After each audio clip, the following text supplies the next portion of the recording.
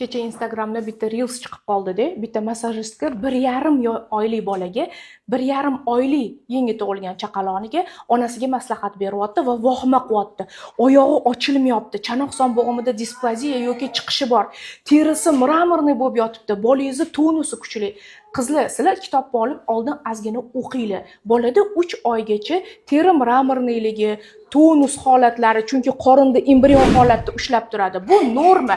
1,5 oylik bolaga oyog'i ochilmayapti, buni displaziyasi bor. Tazobedrenniy sustavda, ya'ni chanoq bo'g'imi displaziyasi deb tashxis qo'ymanglar. 1,5 oylik bolada tonus, qo'llar musht holatda bo'lishi, oyoqlar, qo'l tirsaklarigacha yopilgan holatda bo'lishi bu norma. Chunki ular 9 oy ona qornida shu holatda yotishgan. 3 oydan keyin agar shunaqa holat bo'lsa, teri mramorniy, qo'l oyoqlar ochilmayapti, oyog'iga qo'yganda uchini qo'yyapti. Ana unda tonus, bu gipoksiya holatlardan bo'lishi mumkin.